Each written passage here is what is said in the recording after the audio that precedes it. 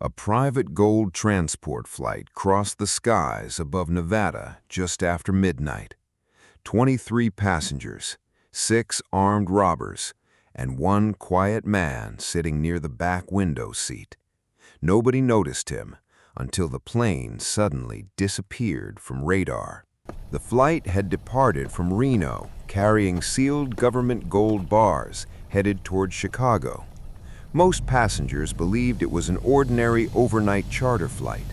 Businessmen slept quietly beneath dim cabin lights while the engines hummed through the dark sky. But halfway across Nevada, everything changed. 3 men stood from their seats at the same time. Another blocked the cockpit. 2 more pulled compact pistols from black travel bags. No screaming, no panic, only silence spreading through the cabin. Their leader was Marcus Vail, a calm, intelligent robber known across several states for impossible heists that never left evidence behind. Nobody knew his real past. Nobody knew where he came from. Marcus quietly walked down the aisle while passengers froze in fear. "Stay seated," he said calmly. "Nobody gets hurt tonight." At the back of the plane sat a quiet man wearing a gray jacket and old baseball cap. His name was Cole Mercer. Nobody paid attention to him, not even Marcus. The robbers moved quickly through the aircraft, securing the cabin, while another man forced the pilot to reroute the flight toward an abandoned regional airstrip hidden deep in the mountains outside Utah.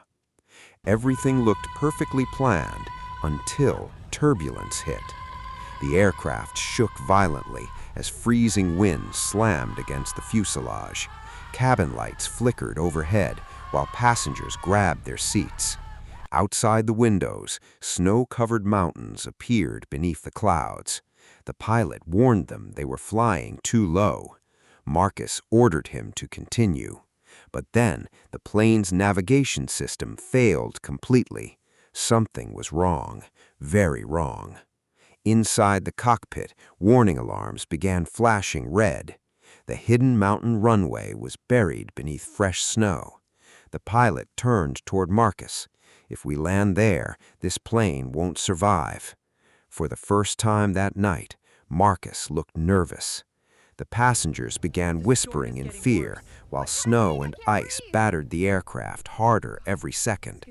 Oxygen masks nearly dropped from the ceiling during another violent shake, and in the middle of the chaos, Cole Mercer finally stood up, calm, silent, watching everything. Marcus pointed his pistol toward him instantly. "Sit back down." I said sit down! Cole didn't move. Instead, he looked through the icy cockpit glass toward the mountains below. Then he quietly said, "You're landing on the wrong ridge." The room fell silent. Marcus stared at him carefully. "You a pilot?" "You a pilot?" "No." Cole shook his head once. "No." Another violent shake hit the plane. One engine suddenly lost power. Passengers screamed as the aircraft dropped sharply through the clouds. Marcus grabbed the seat beside him as warning alarms echoed across the cabin. Then Cole spoke again. "There's another runway west of the ridge, old mining airport, still active during winter freight runs." The pilot looked shocked. "How do you know that?" Cole didn't answer. Outside, visibility collapsed beneath heavy snow. The aircraft was running out of time. Marcus had seconds to decide: trust a stranger or crash into the mountains.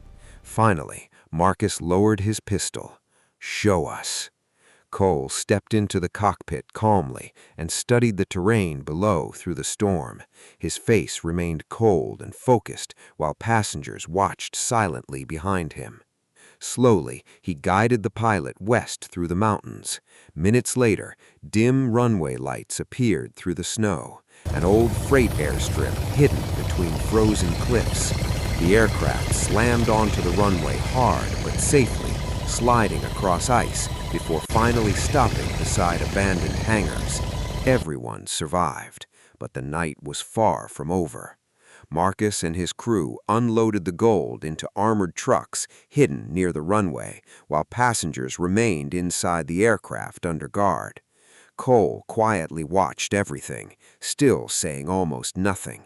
That's when he noticed something strange. The robbers weren't acting like professionals anymore. They were nervous, arguing. One of them kept checking a police scanner repeatedly. Then Cole understood.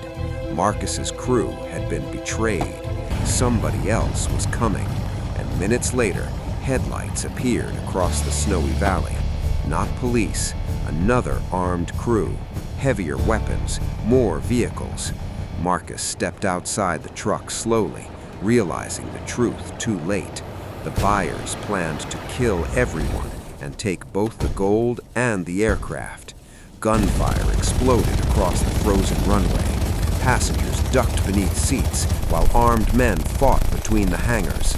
Marcus's crew scattered for cover behind fuel trucks and cargo crates. Then another truck exploded into flames beside the runway, lighting the snow-covered valley orange. And in the middle of the chaos, Cole Mercer moved. Fast, precise, not like a robber, not like a criminal.